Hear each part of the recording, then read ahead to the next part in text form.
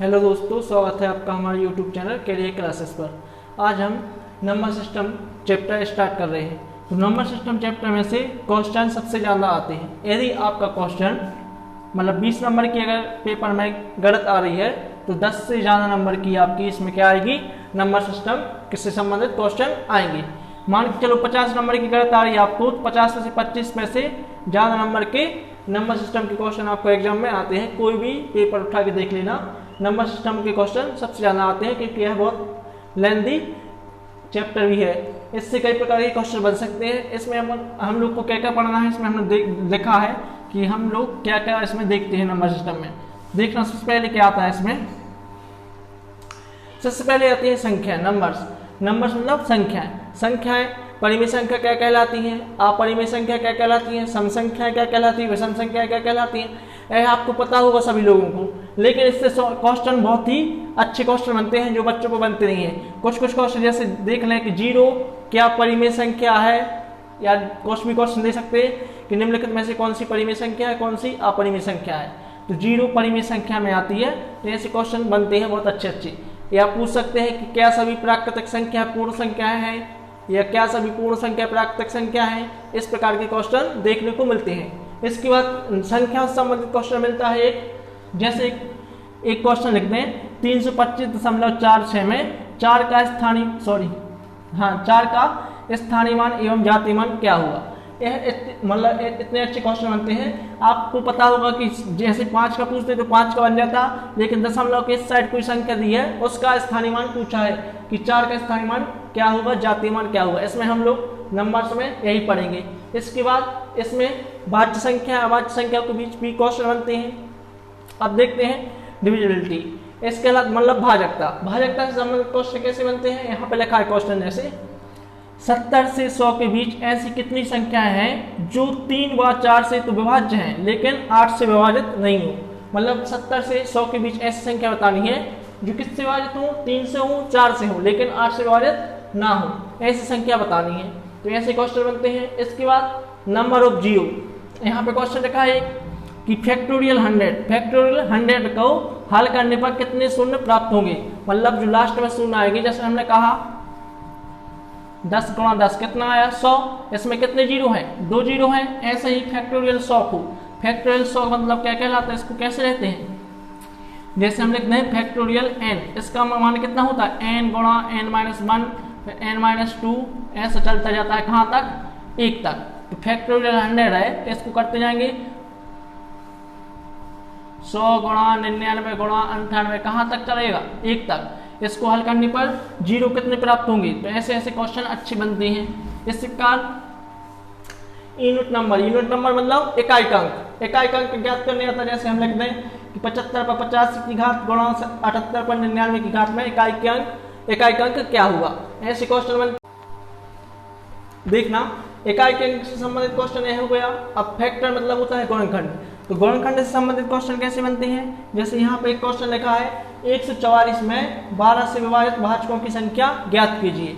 तो भाजक क्या कहलाते हैं, भाजक कहलाते हैं, हमने बोला 4 में 2 का भाग चला जाएगा क्या, तो 2 किसका क्या हो जाएगा, भाजक हो जाएगा। 1 का भी भाग चला जाएगा 4 में, तो 1 भी क्या हो जाएगा, भाजक हो जाएगा। 4 का भी भाग 4 में चला जाएगा तो क्या कहलाएगा, भाजक। तो ऐसे बताना 144 में 12 से विभाजित कुल कितने भाजक हैं जो 12 से विभाजित होते हैं। ऐसे भाजकों की संख्या बतानी है। तो इसके बहुत अच्छे क्वेश्चन बनते हैं। इसके बाद फ्रैक्शन एंड डेसिमल। फ्रैक्शन मतलब भिन्न और दशमलव भिन्न। इसमें देखना है क्या, देखना इससे संबंधित क्वेश्चन। जैसे हम लिखते हैं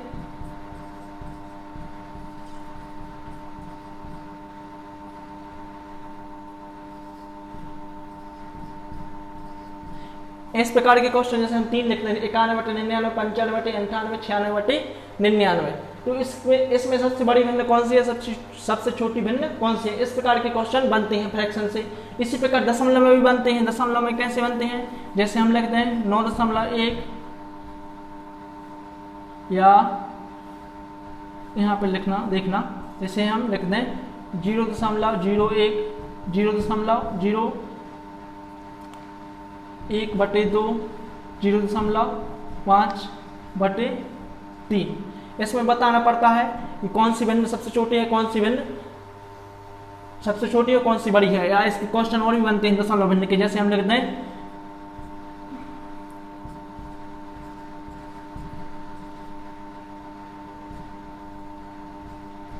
इसको जोड़ना है। इस प्रकार के क्वेश्चन बनते हैं दशमलव भिन्नों से संबंधित। इसके बाद रिमाइंडर थ्योरम। रिमाइंडर थ्योरम कहलाती है शेषफल प्रमेय। यहाँ पे देखना शेषफल प्रमेय से संबंधित क्वेश्चन, जैसे यह वाला क्वेश्चन लिखा है कि 14,947 पर 1847 की घाट है, बटे में क्या है 7 है, इसको हल करने पर शेषफल क्या प्राप्त होगा, ऐसे क्वेश्चन बनते हैं। इसके बाद square and square root. Square सभी जानते हैं, वर्ग और वर्गमूल पर क्वेश्चन बनते हैं, घन और घनमूल पर क्वेश्चन बनते हैं। ये घातांक होता है इसका, करनी और घातांक, या घातांक और करनी,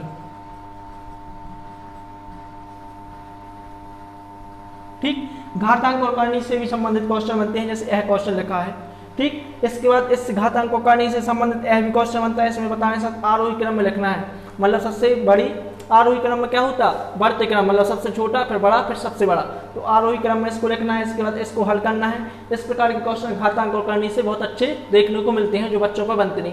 तो इसमें अपन एक एक चीज सभी पढ़ेंगे। अभी हम नंबर्स पढ़ रहे हैं सबसे पहले, तो ये हम साफ कर दें। इसके बाद नंबर सिस्टम देखते हैं, नंबर सिस्टम में नंबर्स देखते हैं, संख्या देखते हैं। स्टार्ट करते हैं फिर नंबर्स मतलब संख्याएं, ठीक। संख्या में देखते हैं सबसे पहले प्राकृतिक संख्या। प्राकृतिक संख्या क्या कहलाती है? प्राकृतिक संख्याएं 1 से स्टार्ट होती हैं, फिर कहां तक जाती हैं, अनंत तक। तो सबसे मेन क्वेश्चन बनता है सबसे छोटी प्राकृतिक संख्या। सबसे छोटी प्राकृतिक संख्या क्या हो जाएगी, 1। कहां से स्टार्ट हो रही है, 1 से, इसलिए सबसे छोटी प्राकृतिक संख्या क्या कहलाएगी, 1। इसके बाद आती है पूर्ण संख्या या पूर्ण संख्याएं। पूर्ण संख्या कहां से स्टार्ट होती हैं, 0 से। 0, 1, 2, 3 और कहां तक जाती हैं, अनंत तक। अब क्वेश्चन बनता है इन्हीं दो में से ले लें, यदि दोनों संख्या में से, तो बहुत अच्छा क्वेश्चन बनता है, क्या सभी पूर्ण संख्याएं प्राकृतिक संख्या हैं? हमने बोला क्या सभी पूर्ण संख्याएं प्राकृतिक संख्याएं हैं? यह सही है कि गलत है? तो क्या सभी पूर्ण संख्या प्राकृतिक संख्या है? यह गलत हो जाएगा। क्यों हो जाएगा? क्योंकि 1 ले लें तो 1 तो प्राकृतिक संख्या है, 2 भी है, 3 भी है, इसके बाद जो अनंत तक जाएंगी ये सभी प्राकृतिक संख्या होंगी, लेकिन 0 प्राकृतिक संख्या नहीं है, इसलिए यह गलत हो जाएगा। इसका उल्टा पूछें, क्या सभी प्राकृतिक संख्या पूर्ण संख्या है? क्या सभी प्राकृतिक संख्याएं पूर्ण संख्या है? तो 1 देखें, 1 पूर्ण संख्या है क्या, है। 2 पूर्ण संख्या है क्या, है। 3 पूर्ण संख्या है क्या, है। मतलब सभी प्राकृतिक संख्या क्या होती हैं, पूर्ण संख्या होती हैं। इसके बाद सम संख्या देख ले रहे हैं। सम संख्या सरल है और विषम संख्या सरल है।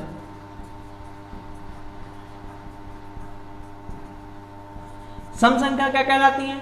सम संख्या कहलाती हैं जिनमें 2 का भाग चला जाए। जैसे हमने ले लिया 2, 4, 6, 8 अप टू इन्फिनिटी, तो 2 में 2 का भाग चला जाएगा, 4 में चला जाएगा, 6 में चला जाएगा, 8 में चला जाएगा, यह कहलाती हैं सम संख्याएं। और विषम संख्याएं कहलाती हैं जिनमें 2 का भाग नहीं जाता, जैसे 1, 3, 5, 7 अप टू अनंत तक।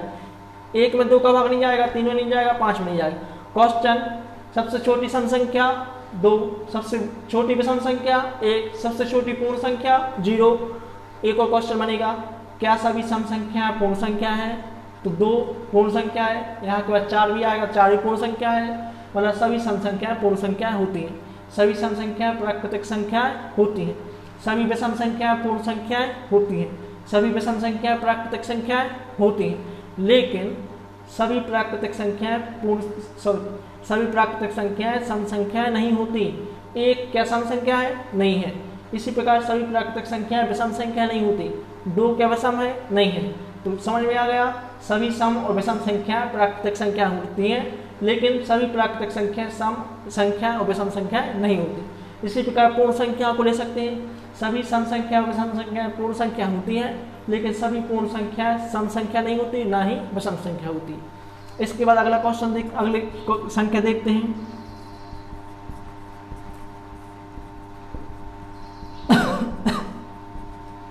परिमेय संख्याएं। देखना परिमेय संख्या सीधा सा है जिसे अंश बटे हर में लिखा जा सके या p बटे q में लिखा जा सके, और q नॉट इक्वल 0 मतलब q का मान या हर का मान 0 नहीं होना चाहिए। यहाँ पर देखें यदि तो परिमेय संख्या क्या कहलाती है, अंश बटे हर में लिखी जा सके। क्वेश्चन बनेगा क्या सभी प्राकृतिक संख्याएं परिमेय संख्या हैं, क्या सभी पूर्ण संख्याएं परिमेय संख्या हैं, क्या सभी सम संख्याएं परिमेय संख्या हैं, क्या सभी विषम संख्याएं परिमेय संख्या हैं। तो यह चारों शुरू की सभी परिमेय संख्या में आ जाती हैं, इसमें 0 भी शामिल होता है। परिमेय संख्या कैसे आ जाएगी, जैसे 1 ले लिया, 1 के बटे क्या लिख सकते, 1 लिख सकते, तो अंश हो गया, जे हर हो गया, p बटे q में लिख सकते कि नहीं लिख सकते। 2 बटे 1 लिख लिया, 2 है, 2 के बटे 1 लिख लिया मतलब 2 ही लिखा है, तो 2 अंश हो गया, नीचे हर हो गया, 2 बटे 1 हो गया। इसी प्रकार 0 ले लें तो 0 के बटे 1 लिख सकते हैं, तो 0 अंश हो गया, 1 हर हो गया। हर को 0 नहीं होना चाहिए, हर को 0 नहीं होना चाहिए, अंश 0 हो सकता है, तो यह भी क्या हो जाएगी परिमेय संख्या। इसके बाद कर्णी 4, कर्णी 4 क्या परिमेय संख्या है, तो कर्णी 4 भी परिमेय संख्या है। कैसे है, कर्णी 4 को क्या लिख सकते हैं, 2 गुणा 2, 2 बाहर आ जाएगा, तो 2 का मान ही होता है कर्णी 4। तो यहाँ पर देखें यदि 2 क्या परिमेय संख्या है, तो 2 के बटे 1 लिख सकते कि नहीं लिख सकते, 2 एक परिमेय संख्या है। लेकिन कर्णी 3 बाहर नहीं आएगी कर्णी से, इसलिए कर्णी 3 परिमेय संख्या नहीं है। तो कर्णी 3 क्या है, कर्णी 3 अपरिमेय संख्या है। तो अब देखते हैं अपरिमेय संख्या। देखना अपरिमेय संख्या कौन कहलाती है, जिन्हें p बटे q में नहीं लिखा जा सके, जिन्हें अंश बटे हर में नहीं लिखा जा सके, वो कहलाएंगी अपरिमेय संख्या। जैसे कर्णी 3, कर्णी 5, कर्णी 7, यह कर्णी से बाहर नहीं आएंगी, क्या कहलाएंगी अपरिमेय संख्या। इसके बाद होता है वास्तविक संख्याएं। तो वास्तविक संख्या क्या कहलाती है, जितनी भी मतलब सीधा लिख दे रहे हैं, परिमेय संख्याएं प्लस अपरिमेय संख्याएं, ये सभी किस में आ जाएंगी वास्तविक संख्या में। यदि पूछे हम 1/2 क्या है वास्तविक संख्या है, 2 क्या है वास्तविक संख्या, 0 क्या है वास्तविक संख्या, कर्णी 3 क्या है वास्तविक संख्या, कर्णी 4 क्या है वास्तविक संख्या, मतलब जितनी भी संख्या है वह सभी वास्तविक संख्या है। किसको छोड़कर यदि हम कर्णी 3 लिखा है, इसके अंदर माइनस का लगा दें, 3 लिखा था कर्णी 3, इसके अंदर माइनस का साइन लगा दें, तो यह वाली संख्या क्या कहलाती हैं, काल्पनिक संख्या है। काल्पनिक संख्या कहलाती है इमेजिनरी नंबर। तो काल्पनिक संख्या को छोड़कर जितनी भी संख्या है वो क्या कहलाएंगी वास्तविक संख्याएं। इसके बाद देखते हैं भाज्य संख्याएं और अभाज्य संख्याएं। तो यह हिसाब कर देते हैं, नोट करना हो तो नोट कर लेना। अब पढ़ते हैं भाज्य संख्याएं और अभाज्य संख्याएं। अब देखते हैं भाज्य संख्याएं और अभाज्य संख्याएं। भाज्य संख्या क्या कहलाती हैं, भाज्य संख्या क्या कहलाती है, जो संख्याएं 2 से अधिक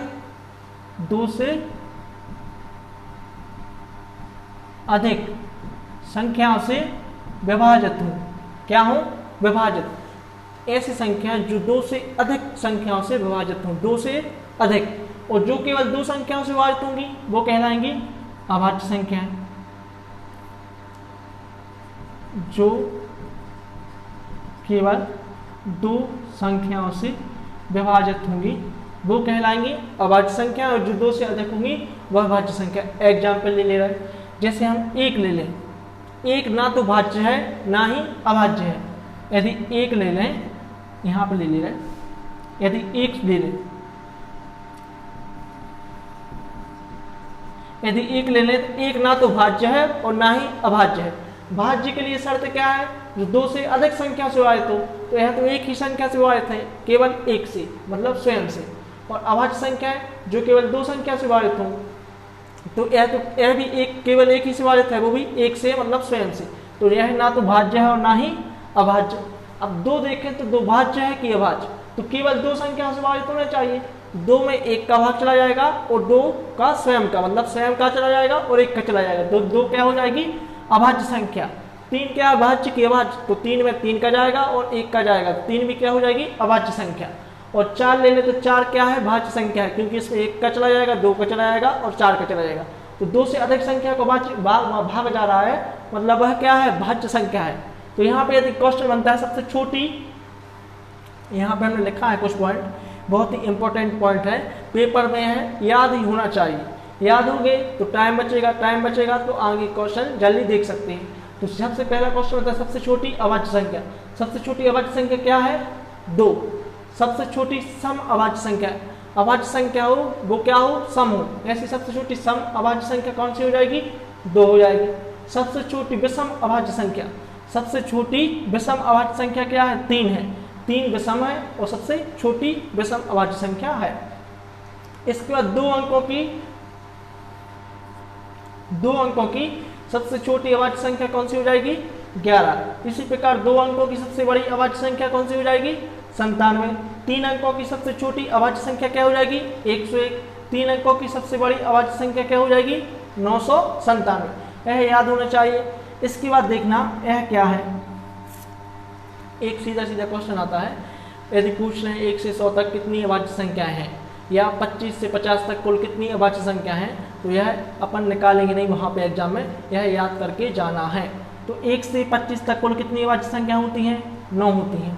25 से 50 तक कुल कितनी अभाज्य संख्या होती हैं, 6। इसी प्रकार 50 से 75 तक कुल कितनी अभाज्य संख्या होती हैं, 6। और इसी प्रकार 75 से 100 के बीच कितनी अभाज्य संख्या होती हैं, 4। यहाँ पे देखना यदि सीधा क्वेश्चन आया है कि 75 से 100 के बीच कितनी अभाज्य संख्या होती हैं, तो 4 सीधा आंसर लगा देना।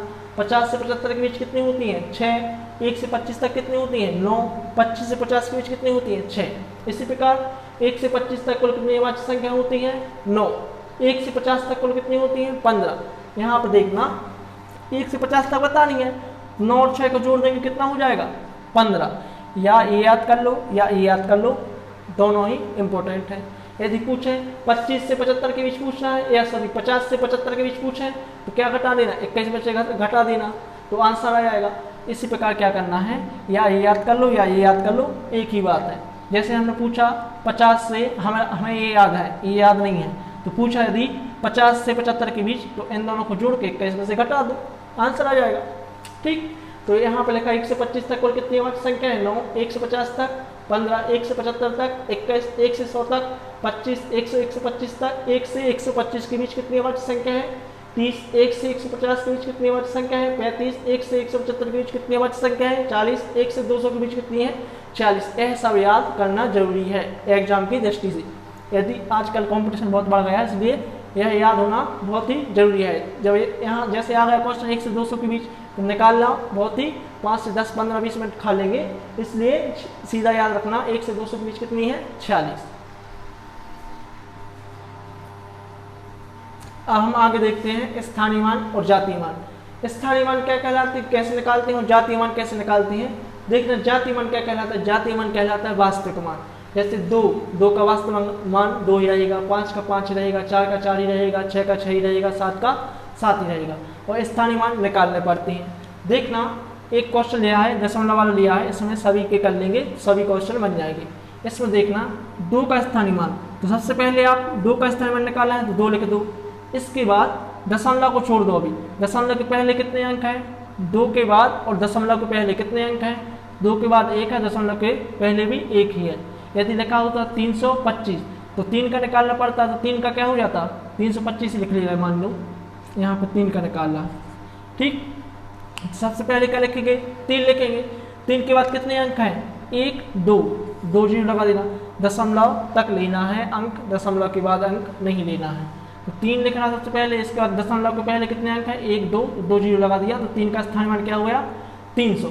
इसी प्रकार 5 का स्थानीय मान, 5 का स्थानीय मान क्या होगा, 5 ही होगा, क्योंकि दशमलव के बाद जीरो नहीं लेना है। 4 का स्थानीय मान, 4 का स्थानीय मान क्या होगा, सबसे पहले तो क्या लिख दो, 4 लिख दो। इसके बाद यहाँ पे देखो दशमलव के बाद लिखा है 4, कितने अंक बाद लिखा है, दशमलव के तुरंत ही बाद 4 लिखा है, तो पहले बटे का साइन लगा दो। दशमलव हटाएंगे तो क्या आएगा, 1 आएगा। 0.4 है, इसमें 4 का स्थानीय मान निकालें यदि, तो सबसे पहले इसको किस में लिख लो, भिन्न में, तो 4/10, दशमलव हटाएंगे 1 और इसका 0, तो 4/10 यही स्थानीय मान हो जाएगा।